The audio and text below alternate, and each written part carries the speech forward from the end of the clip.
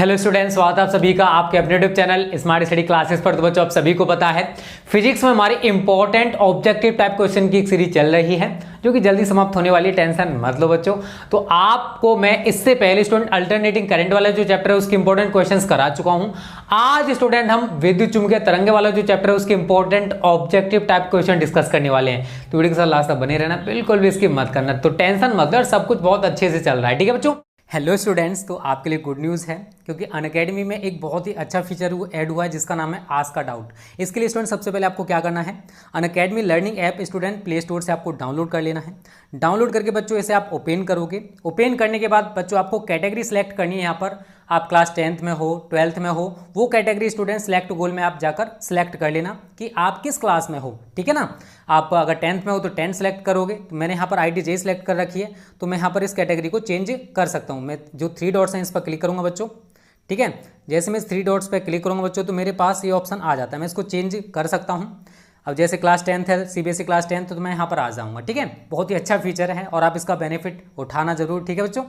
तो देखो, इसके बाद बच्चों आपको क्या करना है, आपका अगर किसी क्वेश्चन में डाउट है तो आप थोड़ा सा नीचे आओगे तो आपको यहाँ दिखाई दे रहा है आस्क का डाउट, ठीक है। आप इस आस्क का डाउट, ये दिखाई दे रहा है ना, इस आस्क का डाउट पर बच्चों आप क्या करोगे, क्लिक करोगे। जैसे ही बच्चों आप आस्क का डाउट पर क्लिक करोगे तो आपके सामने ये शो होने लगेगा, ठीक है। तो आप क्वेश्चन जो पूछना चाहते हो स्टूडेंट, आपने अगर उसकी पिक्चर ले रखी है बच्चों तो बहुत अच्छी बात है, अदरवाइज आप यहाँ पर टेक अ पिक्चर कर सकते हो। तो मैंने गैलरी में ले रखी है इमेज, तो मैं यहाँ चूज फ्रॉम गैलरी करूँगा, ठीक है बच्चों। सारी चीज़ें समझ लो कैसे आप क्वेश्चन को पूछ सकते हो अनअकैडमी पर, वो भी फ्री ऑफ कॉस्ट। और एक चीज़ बच्चों याद रखना, जब भी आप एनरोल करो यहाँ पर, ठीक है ना, तो आपको तो यहाँ पर जब भी आप कोई भी यहाँ पर क्लास देखोगे या फिर आप यहाँ पर आस्क का डाउट पूछोगे तो आपसे एक कोड मांगेगा। उस कोड में बच्चों आप सभी को क्या डालना जानते हो, स्मार्ट स्टडी। क्या डालना है बच्चों, स्मार्ट स्टडी। तभी बच्चों आप कोई भी क्वेश्चन पूछ पाओगे, अदरवाइज आप क्वेश्चन नहीं पूछ पाओगे। इस समझ लीजिए प्रोसेस क्या है, ठीक है। यहाँ पर मैं क्वेश्चन को यहाँ पर सेंड कर रहा हूँ,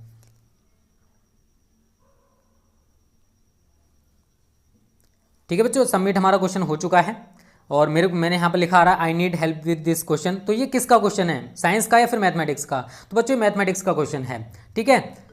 इट्स फ्रॉम मैथमेटिक्स, ठीक है। तो इसका सॉल्यूशन ढूंढा जा रहा है बच्चों और यहाँ पर देखो ये सॉल्यूशन भी आ चुका है। तो इस तरीके से बच्चों आप किसी भी क्वेश्चन का आंसर सेकंडों और मिनटों में पा सकते हो यार, तुरंत ही आपको सॉल्यूशन मिल जाएगा, ठीक है बच्चों।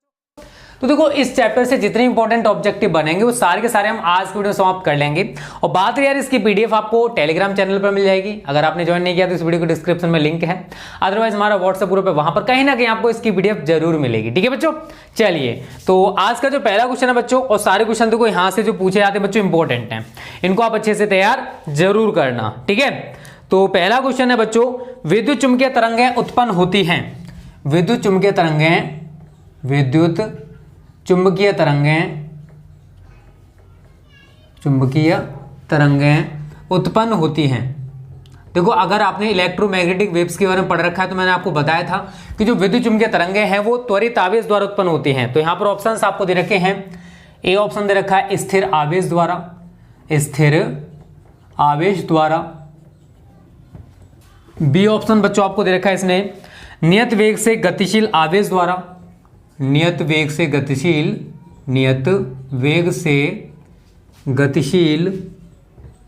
आवेश द्वारा। नेक्स्ट ऑप्शन आपको दे रखा है इसने त्वरित आवेश द्वारा, यही इसका राइट आंसर है, त्वरित आवेश द्वारा। And next option D option बच्चों आपको दे रखा है इसने आवेशहीन कण द्वारा, आवेशहीन कण द्वारा। तो देखो, आप सभी को मैं बता चुका हूं बच्चों कि जो विद्युत चुम्बकीय तरंगें हैं, इलेक्ट्रोमैग्नेटिक वेव्स हैं, उनको हम त्वरित आवेश द्वारा उत्पन्न कर सकते हैं। तो इसका जो राइट आंसर है वो यही है, त्वरित आवेश द्वारा। तो विद्युत चुम्बकीय तरंगों को कैसे उत्पन्न किया जाता है बच्चों, त्वरित आवेश द्वारा उत्पन्न किया जाता है, ठीक है ना। तो दिक्कत मत लो, बस मेहनत करते रहो। दूसरा क्वेश्चन है बच्चों, निम्नलिखित में से कौन सी विद्युत चुम्बकीय तरंग नहीं है? तो यहां पर हम क्वेश्चन को लिख लेते हैं, निम्नलिखित में से कौन सी विद्युत चुम्बकीय तरंग नहीं है? विद्युत चुम्बकीय तरंग नहीं है। बहुत सारे बच्चों को शायद पता होगा इसका आंसर, बहुत सारे बच्चों को नहीं भी पता होगा। ऑप्शंस आपको दे रखे हैं बच्चों इसने गामा किरणें, गामा किरणें। अगला ऑप्शन आपको दे रखा है इसने एक्स किरणें, एक्स किरणें। नेक्स्ट ऑप्शन आपको दे रखा है इसने अवरक्त किरणें, अवरक्त किरणें। नेक्स्ट ऑप्शन आपको इसने दे रखा है बीटा किरणें। ये आपको ऑप्शंस दे रखे हैं और पूछा क्या बच्चा हमसे, इसने बोला है कि इनमें से ऐसी कौन सी तरंग है जो कि इलेक्ट्रोमैग्नेटिक वेव नहीं है, विद्युत चुम्बकीय तरंग नहीं है। तो गामा किरणें हमारी विद्युत चुम्बकीय तरंग है, एक्स किरणें विद्युत चुम्बकीय तरंग हैं, अवरक्त किरणें भी विद्युत चुम्बकीय तरंग हैं, लेकिन जो बीटा किरणें हैं बच्चों ये हमारी विद्युत चुम्बकीय तरंगें नहीं है। तो इसका जो राइट आंसर होगा बच्चों वो यही होगा, बीटा किरणें। बात आती है कि कौन सी विद्युत चुम्बकीय स्पेक्ट्रम की किरणें हैं। तो अगर आपने विद्युत चुम्बकीय स्पेक्ट्रम को पढ़ रखा है, क्या पढ़ रखा है, विद्युत चुम्बकीय स्पेक्ट्रम के बारे में बच्चों पढ़ रखा है तो अच्छी बात है, अगर नहीं पढ़ा है तो भी कोई दिक्कत नहीं है। देखो विद्युत चुम्बकीय जो स्पेक्ट्रम है उसमें कौन कौन सी किरणें पाई जाती हैं, कौन कौन सी किरणें होती हैं, ये मैं आपको बता चुका हूं। एक बार फिर मैं आपको बता देता हूं बच्चों। गामा किरणें ये विद्युत चुम्बकीय स्पेक्ट्रम की किरणें हैं। एक्स किरणें दृश्य प्रकाश, दृश्य प्रकाश, पराबैंगनी विकिरण, पराबैंगनी विकिरण, अवरक्त विकिरण या अवरक्त किरणें, अवरक्त किरणें, माइक्रो तरंगें, माइक्रो तरंगें, एंड लास्ट आपका रेडियो तरंगें। ये आपकी विद्युत चुम्बकीय स्पेक्ट्रम की किरणें हैं बच्चों। और यहां पर क्वेश्चन भी पूछा जाता है कि इनको विद्युत चुम्बकीय स्पेक्ट्रम की जो किरणें हैं इनको तरंग दैर्घ्य के बढ़ते क्रम में या आवृत्ति के घटते क्रम में लिखिए, तो वो भी मैं आपको बताने वाला हूं। बस ये आप साथ तैयार कर लो, ये सभी की सभी विद्युत चुम्बकीय तरंगें हैं। गामा किरणें, एक्स किरणें, दृश्य प्रकाश, पराबैंगनी विकिरण, अवरक्त किरणें, माइक्रो तरंगे एंड रेडियो तरंगे, ये 7 किरणें हैं जो कि विद्युत चुम्बकीय स्पेक्ट्रम में पाई जाती हैं। तैयार कर लेना, रटना मत, ठीक है ना। गामा किरणें, एक्स किरणें, दृश्य प्रकाश, पराबैंगनी विकिरण, अवरक्त किरणें, माइक्रो तरंगे, रेडियो तरंगे, ठीक है बच्चों। तो आपको इनमें से ऐसी कौन सी विद्युत चुम्बकीय तरंग है चारों में जो दे रखी हैं जो कि नहीं है, तो आप सभी को पता है यार बीटा किरणें जो विद्युत चुम्बकीय तरंगें नहीं है। चलिए बच्चों अगला क्वेश्चन है हमारा, वही 2-3 क्वेश्चन सेम है। निम्नलिखित में से कौन सी विद्युत चुम्बकीय तरंग नहीं है, अगला वही क्वेश्चन है बस थोड़ा सा डिफरेंट है। निम्नलिखित में से, निम्नलिखित में से कौन सी विद्युत चुम्बकीय तरंग नहीं है, विद्युत चुम्बकीय तरंग नहीं है, ठीक है। ऑप्शंस बच्चों आपको इसने दे रखे हैं, एक्स किरणें, एक्स किरणें। नेक्स्ट ऑप्शन आपको दे रखा है अल्फा किरणें, अल्फा किरणें। नेक्स्ट ऑप्शन दे रखा है गामा किरणें, गामा किरणें। नेक्स्ट ऑप्शन आपको दे रखा है इसने अवरक्त किरणें, अवरक्त किरणें। तो यार आप समझदार हो, अगर इन किरणों को देखोगे जो भी आपको दे रखे हैं तो इनमें से कौन सी विद्युत चुम्बकीय तरंग नहीं है। अगर आप उधर देखोगे एक्स किरणें हैं, गामा किरणें भी उधर आपको दिखाई दे रही हैं और अवरक्त किरणें भी दिखाई दे रही हैं, बट अल्फा जो किरणें हैं ये हमारी विद्युत चुम्बकीय तरंग नहीं है। क्लियर है ना। अच्छे अच्छे क्वेश्चन से बच्चों, रिपीटेड क्वेश्चन, कोई फालतू क्वेश्चन मैं आपको नहीं कराने वाला हूँ, ठीक है। अगला क्वेश्चन इससे थोड़ा उल्टा कर लो। विद्युत चुम्बकीय विकिरण है, विद्युत चुम्बकीय विकिरण है, ये हमसे पूछा है। विद्युत चुम्बकीय विकिरण है। ऑप्शंस आपको दे रखे हैं अल्फा किरणें, अल्फा किरणें। नेक्स्ट ऑप्शन आपको दे रखा है बीटा किरणें, बीटा किरणें। नेक्स्ट ऑप्शन आपको दे रखा है एक्स किरणें, एक्स किरणें। एंड नेक्स्ट ऑप्शन आपका धन किरणें, धन किरणें। तो बच्चों आप सभी इन किरणों को अगर देखोगे तो देखो अल्फा किरणें हमारी विद्युत चुम्बकीय तरंग नहीं है, बीटा किरणें भी नहीं है, धन किरणें भी नहीं है। राइट आंसर हमारा क्या है, एक्स किरणें। आप सभी को वहां पर दिखाई दे रहा है कि जो एक्स किरणें हैं वो हमारी विद्युत चुम्बकीय विकिरण है, क्योंकि वो विद्युत चुम्बकीय स्पेक्ट्रम का एक पार्ट है। तो ये 4 क्वेश्चंस मैंने आपको करा दिए हैं और चारों के 4 इंपॉर्टेंट है, इनको अच्छे से तैयार कर लो। स्क्रीनशॉट आप सभी ले लो जल्दी से, अगर नहीं लिया है तो। इन क्वेश्चंस की आप तैयारी जरूर करना बच्चों, ठीक है। इंपॉर्टेंट क्वेश्चंस हैं जो भी मैं आपको इस सीरीज में करा रहा हूं और जल्द से जल्दी समाप्त करने की कोशिश करेंगे सीरीज को, ठीक है। क्योंकि अभी हमारी 7 इंपॉर्टेंट शॉर्ट टाइप क्वेश्चन की एक सीरीज भी जो चल रही थी वो आपने स्टॉप करा दी थी। पहले मैं उसको खत्म कराऊंगा, उसके बाद आपका सिलेबस चलेगा सही तरह। यार टेंशन मत लो, देखो सिलेबस पढ़ना उतना ज़्यादा इंपॉर्टेंट नहीं बचा है अब, जितना आपको ये सीरीज जो चल रही है ना ये इंपॉर्टेंट है। आपको मैं बहुत बार बता चुका हूँ बच्चों, ये मैं नहीं कह रहा हूँ कि सिलेबस नहीं कराऊंगा, वो भी होगा, बट ये ज़्यादा जरूरी है। देखो उधर धमाका सीरीज भी चल रही है, उसकी वीडियोस भी हम नहीं दे पा रहे थे। आज आपको उसकी भी वीडियोस मिलने वाली हैं धमाका सीरीज की विद्या हब चैनल पर। अगर आपने सब्सक्राइब नहीं किया है तो विद्या हब चैनल को सब्सक्राइब कर लेना, ठीक है। तो मेहनत करिए बच्चों, देखो टाइम ज़्यादा नहीं बचा हुआ है, ठीक है। अभी डेट शीट नहीं आई है दोबारा से रिवाइज होके। अब कब बोर्ड एग्जाम्स होंगे, देखो मई में हुई होने वाले हैं यहाँ तक लग रहा है, ठीक है। तो ये मत सोचिए यार 2-4 महीने बचे हुए, ये सोचिए बहुत कम टाइम है। 1 मंथ का टाइम तो आप मान के चलिए, 1 मंथ तो आपके पास बचा हुआ है। 1 महीने में आपको बेस्ट तरीके से तैयारी करनी है बच्चों, और हम भी पूरी कोशिश करेंगे अब कि आपको कंप्लीट स्टडी मटेरियल दे दें जिससे आप अच्छे तरीके से स्टडी कर पाओ, ठीक है। चलिए, तो ये क्वेश्चंस हमारे कंप्लीट हो चुके हैं। अब बात करते हैं अगले क्वेश्चंस की बच्चों।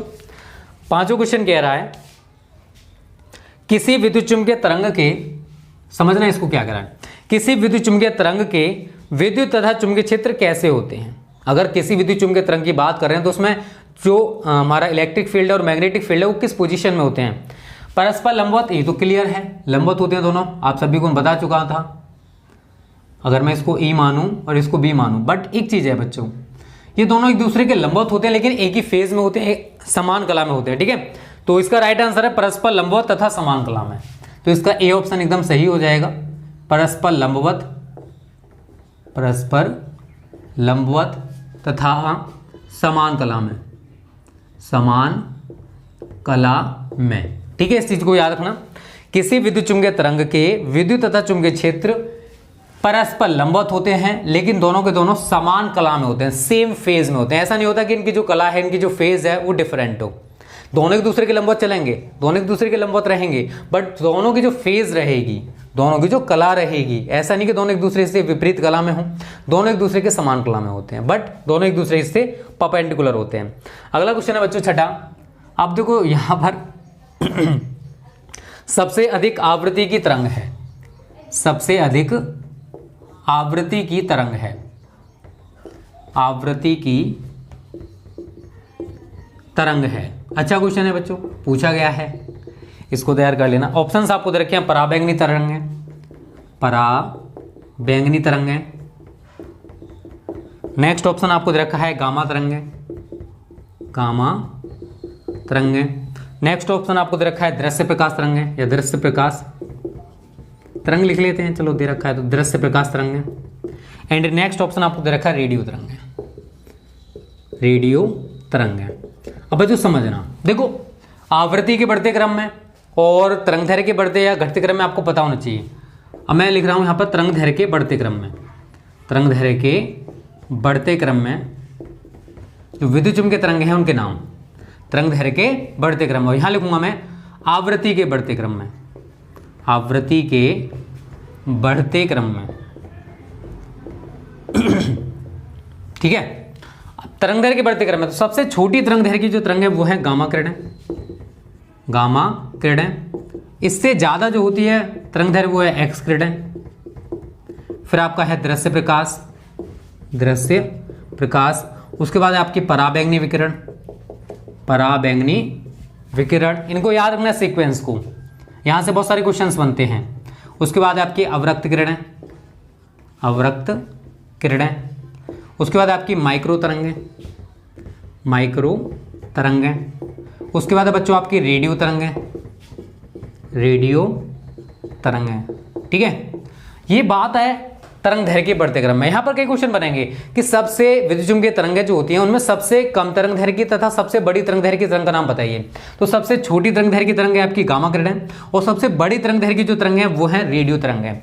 बट आपने एक सूत्र पढ़ा होगा बच्चा, न्यू बराबर सी अपॉन लैम्डा। इसका मतलब जानते हो कि जिस तरंग की तरंग दैर्घ्य सबसे ज्यादा है उसकी आवृत्ति सबसे कम होगी, उसकी आवृत्ति सबसे कम होगी। तो अगर मैं बात करूं, ये तो तरंग दैर्घ्य का बढ़ता हुआ क्रम हो गया, इनमें सबसे बड़ी तरंग दैर्घ्य की तरंग कौन सी, रेडियो तरंग है। तो अगर मैं आवृत्ति के बढ़ते क्रम में इनको लिखूं तो सबसे छोटी आवृत्ति की तरंग कौन सी होगी, रेडियो तरंग है। उल्टा कर दो एकदम, रेडियो तरंग है।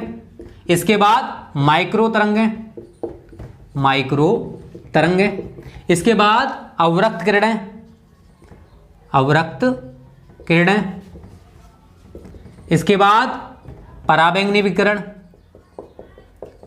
पराबैंगनी विकिरण। इसके बाद दृश्य प्रकाश, इसके बाद एक्स किरणें एंड इसके बाद आपका गामा किरणें।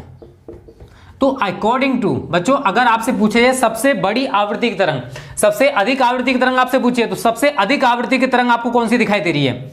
गामा किरणें। तो क्वेश्चंस को रटो मत यार, समझने का प्रयास करो।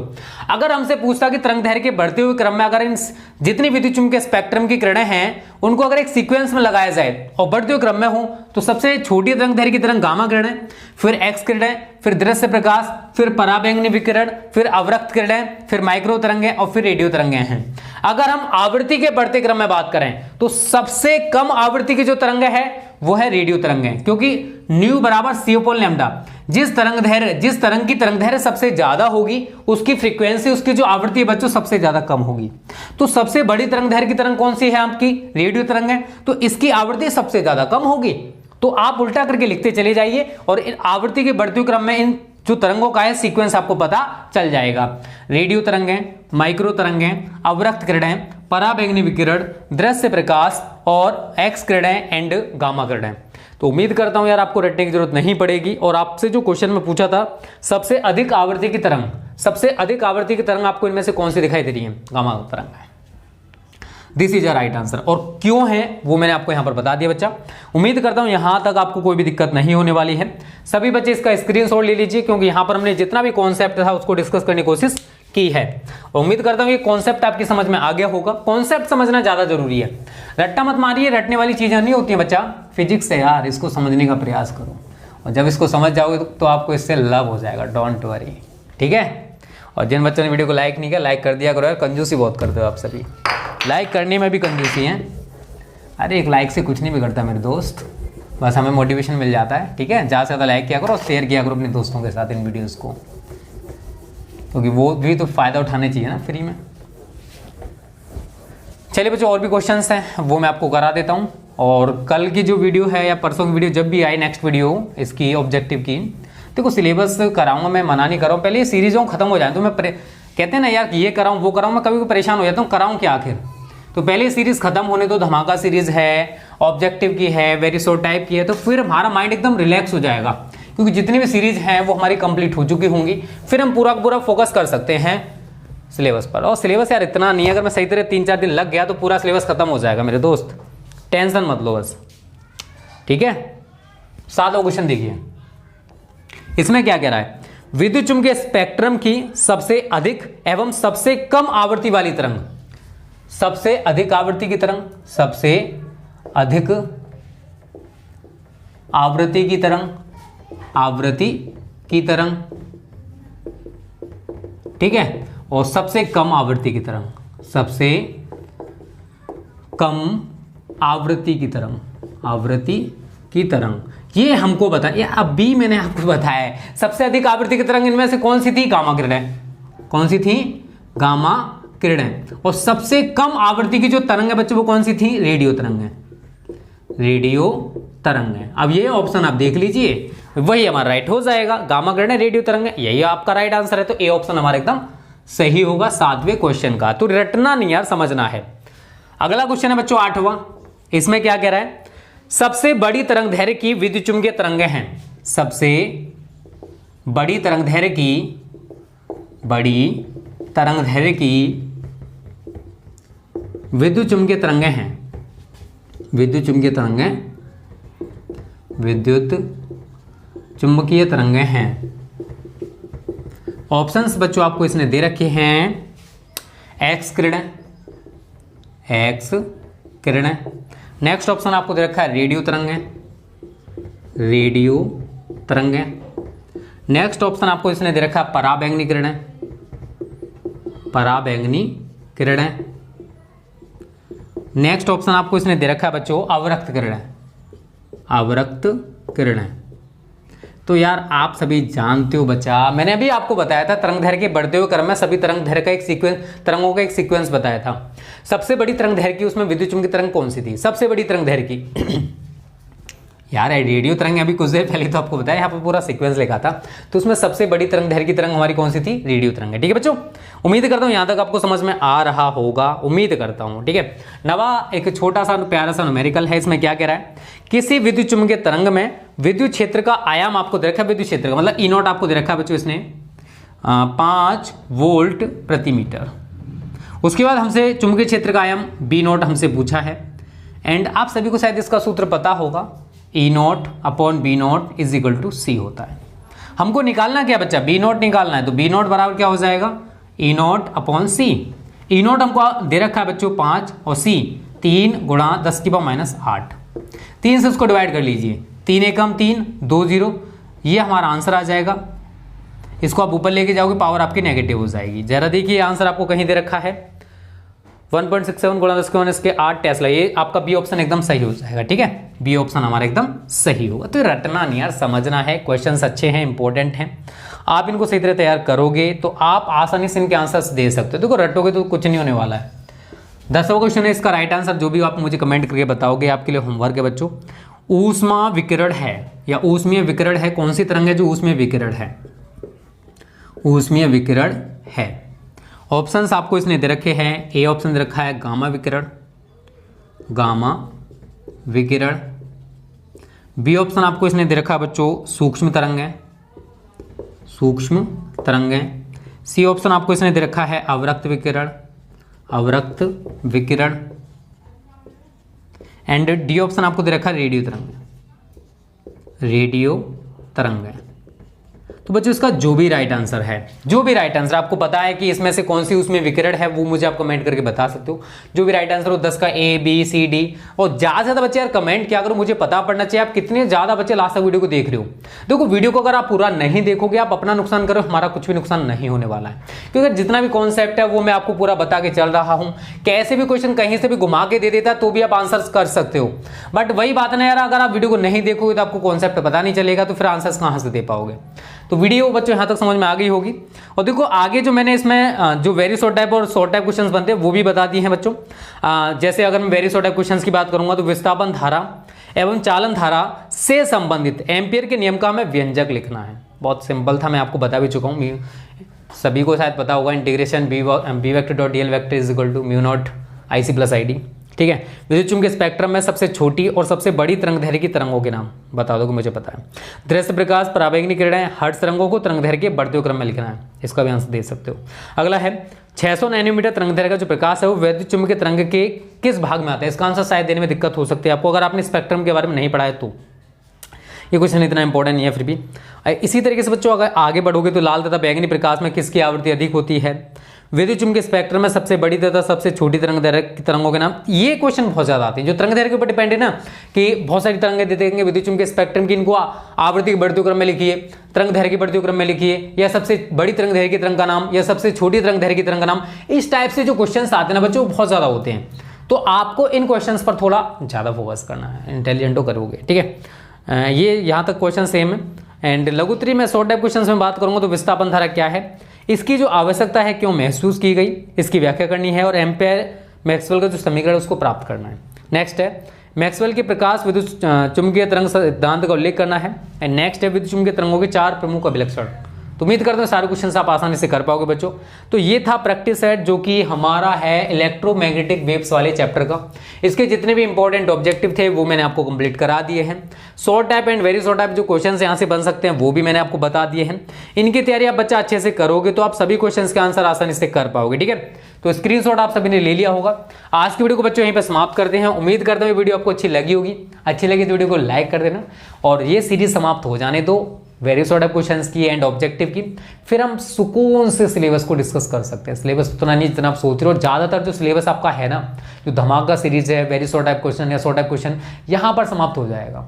और बचाओ जो मैं मना नहीं कर रहा हूँ, सीरीज समाप्त होने दो। फिर आप अनसोल्ड पेपर की कह रहे हो तो अनसोल्ड की मैं इंपॉर्टेंट टफ क्वेश्चन करा दूंगा। अगर आप अनसोल्ड की कह रहे हो तो टफ क्वेश्चन हो जाएंगे, सिलेबस भी हो जाएगा। पेशेंस रखा करो यार, क्योंकि आपको नहीं पता कितना ज़्यादा प्रेशर है। एक तो न्यू सेशन की हमें तैयारी करनी पड़ रही है, उसके लिए ऑफिस पूरा सेट कराया जा रहा है, क्योंकि नेक्स्ट टाइम हम स्मार्ट क्लासेस लेकर आ रहे हैं, लाइव क्लासेस लेकर आ रहे हैं। थोड़ा सा उधर मैं बिजी हूँ यार। आप प्रॉब्लम नहीं समझ के दे रहे हो, इसी वजह से आप कमेंट करते रहे हो सर ये वीडियो क्यों नहीं आ रही, वो क्यों नहीं आ रही है। प्रॉब्लम को थोड़ा समझा करो बच्चों। ओके स्टूडेंट्स, आज वीडियो को समाप्त करते हैं। अच्छी लगी तो वीडियो को लाइक और शेयर कर देना। Okay students, thanks for watching this video.